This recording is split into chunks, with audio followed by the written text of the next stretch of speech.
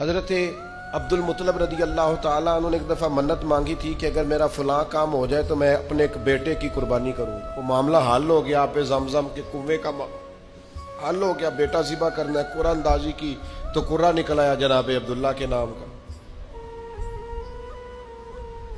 اب جب بیٹا ذبح کرنے لگے تو ساری دنیا اکٹھی ہو گئی، سب سے خوبصورت بچہ.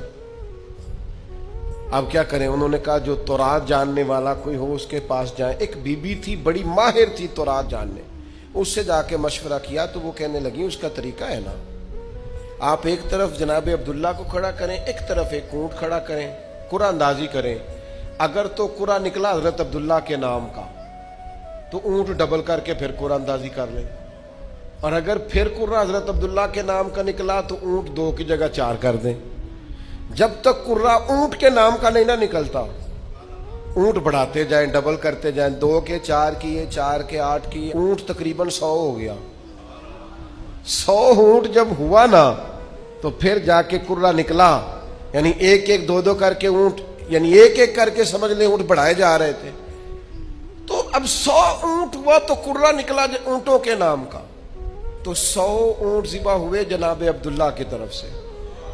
اس وقت سے طے ہو گیا عربوں میں کسی کا خون بہا دینا ہو، کسی شخص کے انتقال پر دیت دینی ہو، جرمانہ تو 100 اونٹ ہے. اور یہ اس طرح طے ہوا کہ اسے نبی پاک نے بھی قائم رکھا ہے صلی اللہ تعالی علیہ وسلم. ایک شخص نے آ کے حضور سے کہا تھا آپ 2 ذبیحوں کے بیٹے ہیں. تو حضور مسکرائے. تو پوچھنے والوں نے پوچھا حضور 2 ذبیح کون سے؟ فرمایا ایک جناب اسماعیل اور ایک میرے والد جناب عبداللہ. ان کے لیے دمبا آ گیا تھا، گویا ان کے لیے 100 اونٹ بن گئے تھے، لیکن دونوں اللہ کے راستے میں قربان ہونے کو تیار